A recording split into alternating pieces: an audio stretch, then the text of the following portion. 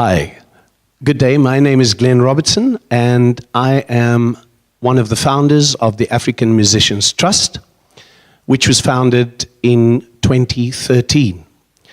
I'm here with a legend, Sammy Weber. Sammy Weber. Above us, we've got pictures of Ezra Nukana, Zane Adam, Winston Mankunku, and the late, great Robbie Jansen. Sadly, all four of these men have already passed on, and I have been privy to probably every single one of their funerals. In fact, I did the funeral of Robbie Jansen, and that is what spurred on the idea of founding an African Musicians Trust, because whenever a musician died in Cape Town, we needed to do fundraisers, and I'm sure you've been a part of so many fundraisers, and just to be able to assist the families with finance, etc., etc. We are busy planning something for Zane Adam and his family now, but we are here to honor the legends, the men and women who have sown of their blood, their sweat, and their tears into the music history of Cape Town. And Sammy Weber is one of those men, an amazing musician, an amazing bass guitarist, an amazing singer, just recently got married as well. He does everything a little later on in life, as you'll hear through his interview. Sammy, I want to ask you a question. At what age did you start playing music? And was it the bass guitar, or I know in the case of Robbie Jansen, he started on the guitar, then he moved to the sax with the Rockets. In your case, how did you start? Well, I also started on the guitar, Okay. but very late in my life. I learned to play the guitar in matric. I think it was 17 or 18, I think, yeah. But I can remember from my earlier days that I always wanted to play something. From the age of 4 or 5 already, yes. I always wanted to play something. But coming from a very poor background, my mother couldn't afford to buy me an instrument, you know? Right. So I would use pots and pans to hit on, just to play drums, maybe. Correct. And like I was born in the Boerkaap, and we moved out of there when I was 2 years old. We had to move out of there when I was 2 years old. And then we went and we lived in retreat. I just want to say, if you were still living in the Boerkaap, you'd be in the pound seats, because you know how much those houses are going for now, hey? I know. Millions. And the tourists are buying them up. Okay. Anyway. And then we came and we lived with my grandparents, my paternal grandparents. And the strange thing that we were 4 families in their house. Each family lived in a room, you know, which was quite crazy for us. But for us at that time, that was the norm. That was the norm. Because my father died when I was about 1 year and 4 months old. Right. And my mother had to raise 5 children. Being a domestic servant, she had no education or anything like that. Yeah. So as you can imagine, it was tough. And when I sort of asked for a musical instrument, she just couldn't afford to buy me one, you know. Right. So at the age of 18, I got hold of a friend's guitar, and then I asked him to teach me some chords and stuff, and then that's how it started. And I was on the guitar for 2 years before I switched over to the bass. Wow. And what was your first band that you were part of, or that you played with, or that you started? Well, the first band that I was part of was also in retreat there, in Concert Boulevard in retreat, and they just called themselves Venom. I remember. Yes. Venom, back in the day. It was the days of the Bloodshed, Venom, that era. We were then, I then had a band called Stitch, and we were sort of doing our own compositions, myself, Tina Scow, my wife Michelle. Yes. And a couple of musicians. Onyx Phillips was our piano player. Oh, fantastic. Right in the beginning. So, I remember the Herald used to advertise Venom live with Eli's Coming, or with Tubby Welby Solomon, or one of those guys. That's the one. Okay, so you started with Venom. I started with Venom, yeah. Now, who in your lifetime who was who is your greatest musical influence? Doesn't have to be a bassist. Who is your greatest musical influence? Maybe I'll ask this. Who is your greatest musical influence locally? And who's your greatest influence internationally? Because we all have an international favorite and we all have a local favorite. Absolutely. Well, in the beginning, you know, I was a pop musician. Okay. Pop music was the order of the day. I knew every song. I knew. Did you have an afro back in the day? Well, my hair couldn't grow that much, but a mini afro. A mini afro. So I tried hard. Oh my word. Anyway, and so in the beginning, it was just pop influence, you know, Yes. and every single song that came out, we rehearsed and stuff. And then later on in life, when I got into the fusion part and the contemporary jazz and the jazz stuff, the one I must say this on the bass guitar, the one great influence in my life was Jaco Pastorius. Oh, he was I think just most bassists most found bass him players was just Jaco Pastorius. I know. Sadly, no longer with us, or is he still alive? No. He died young. That's right. He died at young. 36. Yeah. Very sad, but amazing bassist. Amazing bass player. Well, I hear that in your influence, in your solos. Oh, in the playing. Yeah, I hear that. I hear a little bit of Jaco. Yes, that was the main. There was a lot of others, but you see, in the days of the apartheid era, Yeah. a lot of local music and African music were kept away from us. Correct. So some of us were privileged to hang out with some guys that could influence them. Like, if I have to mention, like Allo April was a lot with Robbie, so Robbie Yes. could influence. So I didn't have that. A mentor of that. of that time. Correct. So Correct. I just took what came from the radios. That's right. And at that time, it was. And if I must say, you said that a lot of the music was held back from us. In fact, international musicians would not come and play in Absolutely. South Africa, in Cape Town. It was George Benson who broke the taboo. Do you remember George did a concert up in either in Botswana or somewhere? Yes. And he did a one-night concert at the Good Hope Center. Oh, right. And he basically broke the taboo because we were feeling like we were starved of international music. From international music, and yeah. Benson just made a decision. He's coming. Yeah. And that almost it broke the walls for other artists to come. in, And then yeah. of course the change came. Yes, and because we weren't exposed to like any local music or very local music. Our idols was the Al Jarreaus, the Lee Rittenhouse, the George Bensons. Correct. And those were the guys that we had Don't to forget look Michael up to. Franks, eh? Michael Franks. Oh, man, that guy is just phenomenal. But then later on in life, I had an immense... There's two guys that I had an immense appreciation for on our local scene.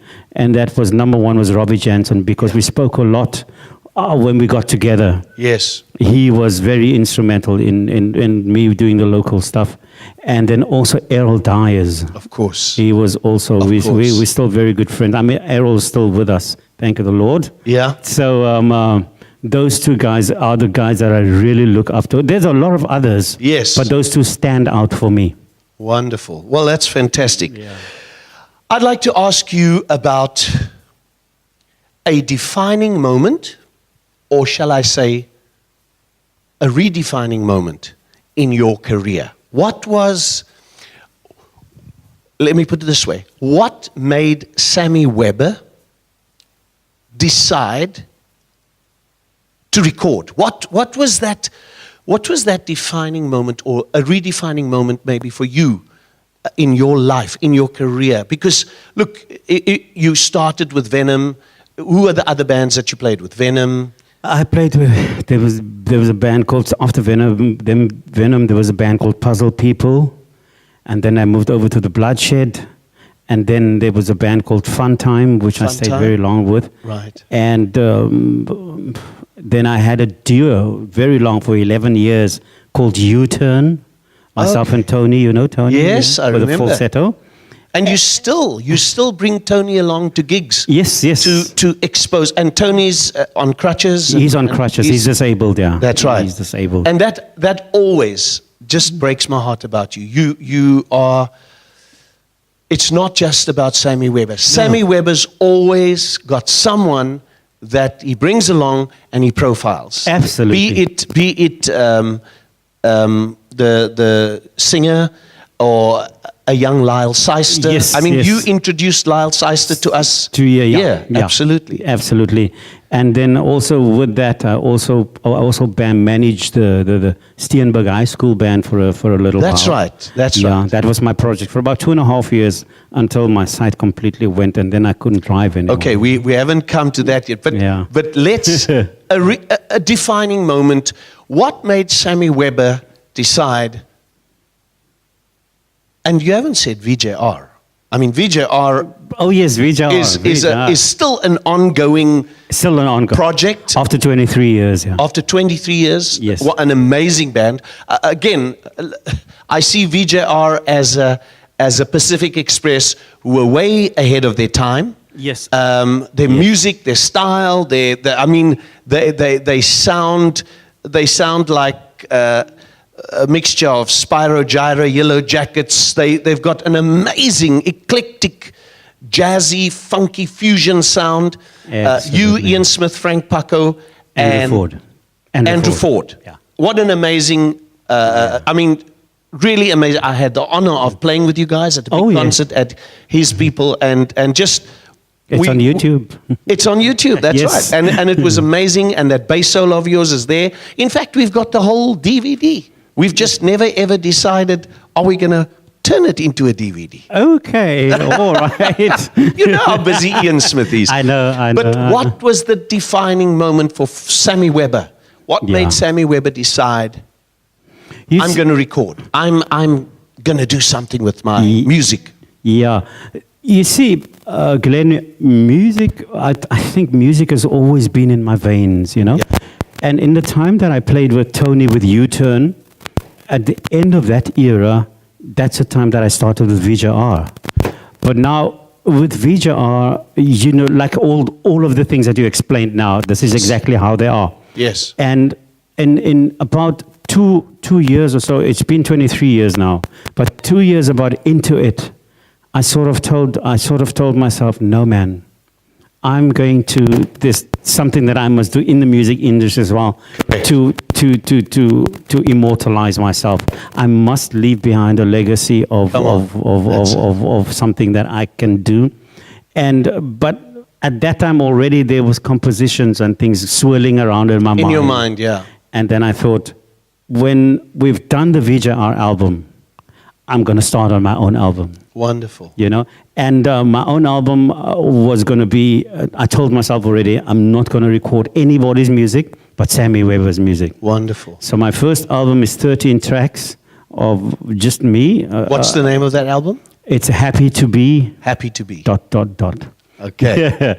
And that one was released in 2003. And then my second album I did at home in my home studio, and that I released in 2007. But by then already I was well on my way. From 2003 I was well on my way of being a solo artist, you know, because with VJR it was a case of the guys were getting busy and doing their own things. That's right. So Frank got busy with Toucan, Toucan, and the Frank Paco Art Ensemble, and some other projects. Yes. Mr. Andrew Ford was had busy his with so studio, many other his different studio projects and many as well. other Yeah. things.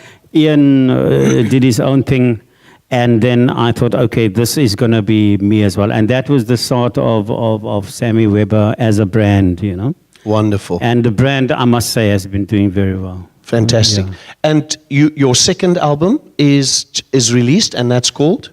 I Never Thought. I Never Thought. Dot, dot, dot. Happy to be. Dot. Yes. Okay. And Sammy, Yes. you alluded to your site, and it's not one of my questions because obviously we're doing a generic Yes. legends interview, but you specifically Yeah. have gone through a traumatic couple of years. Absolutely. Maybe briefly, just tell us what happened to Sammy Weber. I mean, you were one of the fittest, I mean, seriously, fittest guys. You did Taibo, you taught Taibo. Yeah, I taught Taibo. You were fit as a fiddle. I was 15 years in martial arts. In martial arts, that's right. I'm a second dan. Don't mess with me. Black belt. Yes. Wow. And I did Taibo. I'm also a qualified personal trainer, if you want to. And the Taibo part of the story is just the part of the aerobic section. Yes. So I can take a group of people and train them as well. Correct, yeah. So no, in 2010, at the end of 2009, I was feeling there were a lot of things going wrong with me, and I couldn't explain what it was. And my wife, which was then just my girlfriend, at the time thought I had a tumor. She was very worried, and she says, "No, dear, you have to get to a doctor or something." And I went, and the doctor actually told me, just a normal GP, told me, listen, you are as fit as a fiddle, the heart, your lungs, your everything is fine. Check my prostate and everything. And then he said, what you have, I can't help you with. Here's a name of somebody, go see this person at Vincent Pallotti. And then I went to Vincent Pallotti, and there, it wasn't discovered, it wasn't diagnosed immediately because it takes a while for them to figure out what it was. And you know, it was one of the wonderful nurses that looked after you that phoned me and said, did you know Sammy Weber's in hospital? Yes. And that's when we started praying for you. Ah, that's fantastic. That was, her husband is also a bassist. Are you aware of that? I didn't know that. Yeah. She just asked me, and I was lying there, and she asked me, do you know Pastor Glenn Robertson? And I thought, how amazing. Ironic, yes. How ironic is this? I says, yes, no, Pastor Glenn Robertson is a friend of mine. You must get to his church and he will pray for you. I said, no, I go there all the time, you know. Amazing. And then she obviously told you as well. Yes. But after a couple of months, I was then diagnosed with MS. Her husband belongs to the very famous Ulster family. Do you know the Ulsters from Lansdowne? Yes, Godfrey yes. Ulster. And Godfrey Ulster, yes. He is one of the brothers, and he's a bass guitarist. So that's the connection, obviously. I see. Godfrey Ulster's daughter used to be my girlfriend at once. Is that a fact? My goodness. She's all married and stuff now. Anyway, yeah, and then she told me, and then after a couple of months, they diagnosed me with MS, multiple sclerosis, yeah.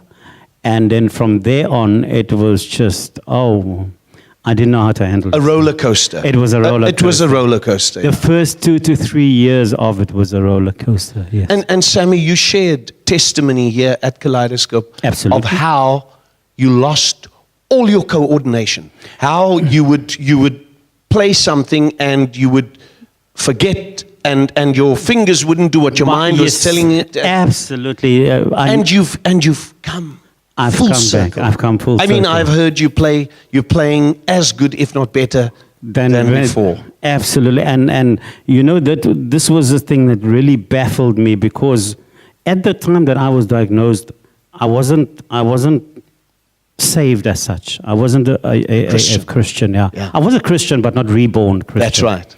And at the time, there was a lot of things wrong with me. All my motor skills, my walking, my talking, but mostly my playing. I sat about with about 20% of my playing, which was really devastating to me because I was really, really proud in what I was doing. That's right. You know? And through the years, I've just like regenerated things. And then the thing is, in about 2012, I think, I gave my heart to the Lord. And the Lord has come through for me like you would not believe. Wow. Like you would not believe. That is absolutely amazing. And I can tell you, I can vouch for this church, for Kaleidoscope, for us as the African Musicians Trust, Mountain Arts Promotions. we have been praying for Sammy Weber, and we have trusted God. You know, through the years we've trusted God, Absolutely. Thank you like very we much. did with Robbie Jansen, and Yes, yes. and we've just trusted God, and to see you and to have you come and perform here, and to have you just show off your gift that God has given you. Absolutely. It's just amazing, and we give God All the glory praise for that. All the Absolutely. praise, all the praise. So, Sammy, you, as you said earlier on, you ran with the Steenberg it was a Steenberg High School band for a long time. Yes. Ian Smith has Ian taken over that band? Ian hasn't taken over the band. Ian has started a new. Ian has started a wind band. Okay. Of about 50 students. Right. And they all started new and fresh and stuff, and they got sponsorship from the French government. Okay. And sponsorship to the instruments to the worth of about R500,000. Right. Which is fantastic, you know. Yeah. And I was there when the instruments came, and I could see the excitement of the students as they unwrapped the instruments. Yes. And I think that was about 2 years ago. And Ian is well on his way with the Steenberg High School band. As he is doing with the Delft Big Band and all of his other projects. Yes. But Sammy, the African Musicians Trust / Sekunjalo have been supporting you in terms of your medication and things like that. Absolutely.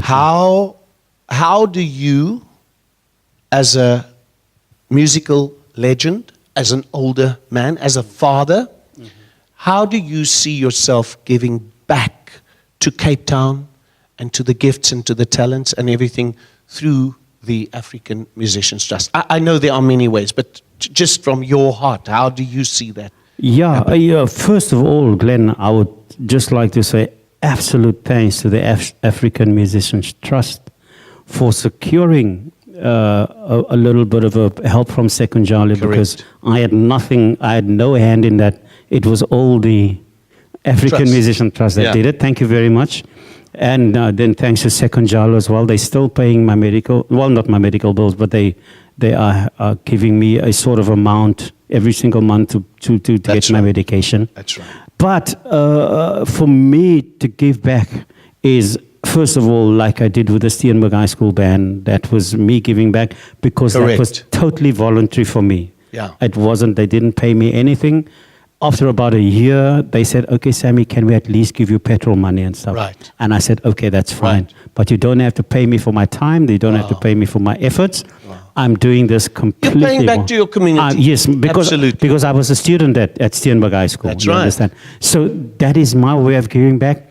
And all the youngsters, you've seen me come here play with the youngsters, with Lyle Seister, Jason Ward, and it's all Lyle Seister's under 20, he's 16 now. Yes. Jason Ward is in his early 23 years old, and then others as well. Yeah. And this is what I love doing. I love showing my stuff and my talents and my knowledge, giving it back to the youngsters and all of that. And 2 weeks ago, I was in Mug and Bean with young Jason. Yes. And I was just sharing things with him, you know, like from a mentor to a student. Yes. And I said, this is the pitfalls, because I didn't have that in my younger days. Correct. So this is the pitfalls, this is where you go, this is what you do, this is what you don't do, and stuff like that. So my thing is, I just want anything or everything that I've learned to get passed on to the generation behind me. Yeah. You know, so, and I don't know if you know Chadley Gower. Yeah, yes, absolutely. He's wonderful young bassist. A lovely bassist. He's one of the guys that I had at my home, and I also mentored him a little bit. Jonathan Rubain, there in the beginning, I sort of, when they stole his bass out of his car, yes, I gave him a Warwick bass for about 6 months or so. Wow. I said, Jonathan, just use that until you organized again, and then you bring it back to me. He brought it back to me after 6 months. And Charlton, also of Top Dog. Top Dog, yeah. Him also, I share some knowledge with him as well. So I want whatever I have to pass it over to the next generation behind me. I love that. This is what I want to give back to the community. I said to our congregation the other day, in fact, on Sunday past, I spoke on not withholding your gift. Yes, and absolutely. Speaking about the purpose that God has placed in our hearts and just amazing nuggets that came from that. But one of the things that I also say is that I want to pour myself out as a libation before the Lord and be empty, to die empty. You know, Yes. Dr. Miles Monroe, I just posted something on Facebook yesterday. Miles Monroe prophesied, that he wants to die having done everything that he could possibly have done.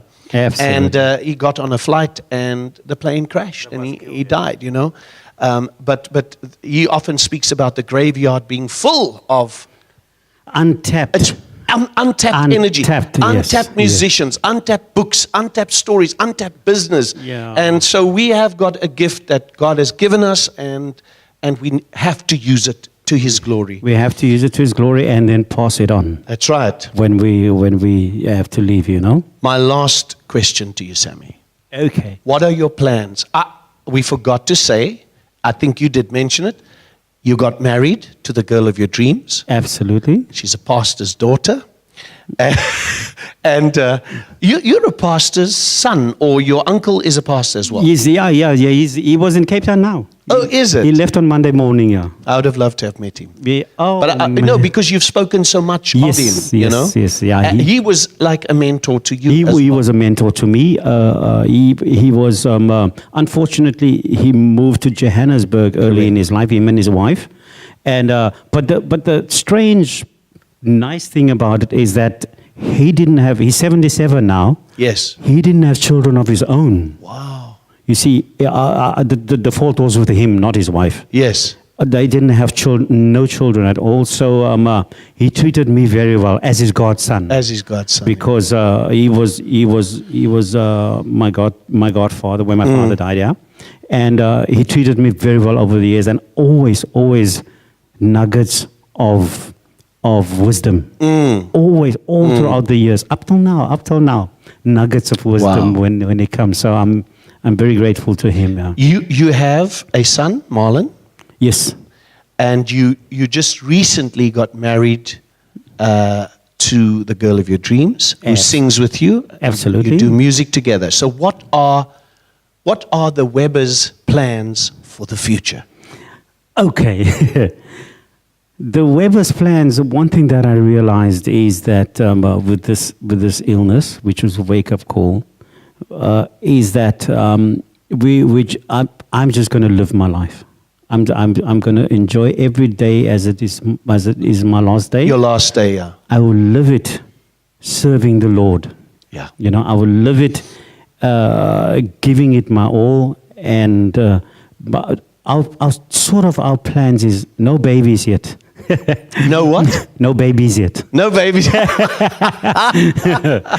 But our plans is maybe just to explore life a little bit, is to get maybe a contract on one of the boats, or a contract in the Middle East, or a contract in just a duo. Yes. To do something like that, and you can, because you've got your wife with you, so it's wonderful to travel together. I've got all my tracks on my laptop. I play the bass, I sing, and she sings. So we will be looking forward to that. Mm-hmm. And everybody's asking about babies. Not yet. Okay. And lastly, any more CDs in the pipeline? Yes. I've been busy, and my third CD is out there. This one is very Africanish. It's very, because of my last years with Robbie's last years with me and him. Yes. Just talking and stuff like that, and I could hear where he comes from. And like I said, Errol is a fantastic influence, and others like them. Yes, yes. So I wanted to put some really African stuff on this last CD of mine. So maybe in the next 2 or 3 months there'll be a third Sammy Weber CD. Fantastic. I want you to look at the camera, Sammy, and tell the young musicians that are coming through. We are just auditioning now for burning questions and all that jazz. So we opened up auditions. We're inviting people to come and audition here. Tell the young singers, actors, dancers, all the creatives, give them a word of advice. The word of advice that I want to give to our young up-and-coming entertainers right across the board, from musicians to, as Glenn said, to actors, to singers, to whatever, is that when in Cape Town alone, I know I've traveled the world quite extensively with my different bands and stuff, but the thing is, in Cape Town, there is such a mass of talent, a mass of talents that I haven't seen anywhere else in the world. And I mean, I was in not Los Angeles, New Orleans as well, in the States as well. But the talent that is here is just unbelievable, unbelievable. Know that, number one, know that. But also what I found in the Western Cape is, and I'm not even talking about South Africa, I'm talking about the Western Cape. And in the Western Cape, but what I also find is a lot of attitude, a lot of wrong attitude, egos and all of that, because somebody has told them, 2 or 3 people has told them that they're good. Yeah. They're almost probably good, but that shouldn't go to your head, Stay humble. So, yeah, so if we can approach this thing and stay humble, because with a good attitude, you're going to go far. You're going to go far. And I've seen so many musicians, like 80% of our very good musicians, they just go down the tubes because their attitude is all wrong. So what I want to share with the youngsters today is, if you maintain a good attitude towards your craft, if you maintain that and just be humble and do what you have to do, you will reach the heights that you won't believe. You will reach heights that you won't believe. And you will be in the business for long. Because I've been in the business, 2018, I'll be 40 years in the business. I thought you were only 35 years old. Well, I started before I was born, you see. Oh, okay. Sammy Weber, thank you so much. Thank you very much, Glenn. Bless Thanks you. for having me. Eh? Thank you. Thank you.